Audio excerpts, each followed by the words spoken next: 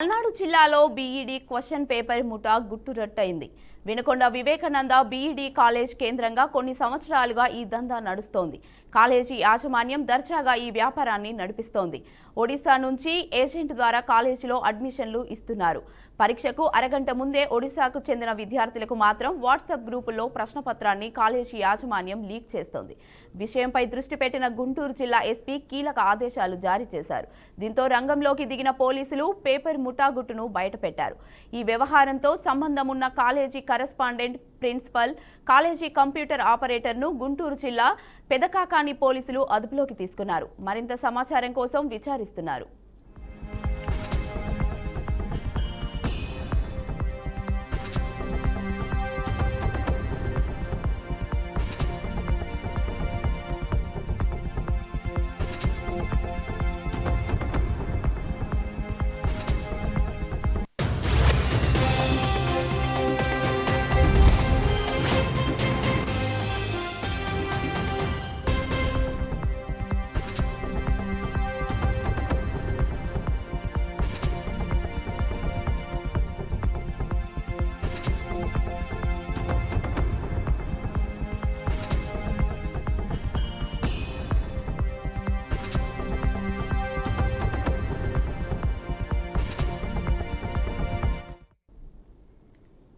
ఇదే అంశంపై మరింత సమాచారాన్ని మా ప్రతినిధి వాసు అందిస్తారు. వాసు, చెప్పండి.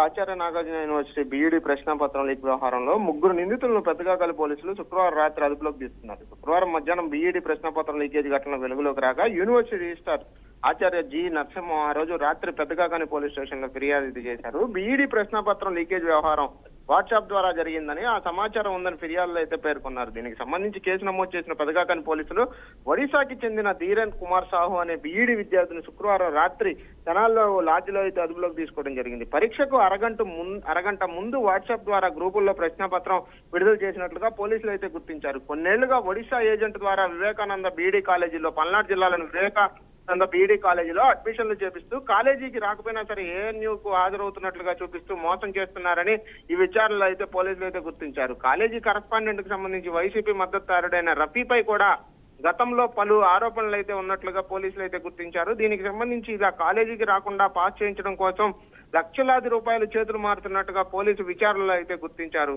దీనికి సంబంధించి ఒక పక్కన ఏఎన్యూ యూనివర్సిటీలోనే కాకుండా రాష్ట్రంలో పలు ప్రముఖ యూనివర్సిటీల నుంచి అడ్మిషన్ ఇప్పించడానికి ఒడిశాలో ఏజెంట్లు ఉన్నట్లుగా, ఆ ఏజెంట్ల ద్వారా మాత్రమే ఆంధ్రప్రదేశ్ లోని వీటికి సంబంధించి ఏఎన్యూకి సంబంధించిన అనేక చోట్ల అడ్మిషన్లు ఇప్పిస్తున్నట్లుగా గుర్తించారు, పోలీసులు అయితే గుర్తించారు. Right, thank you Vasu.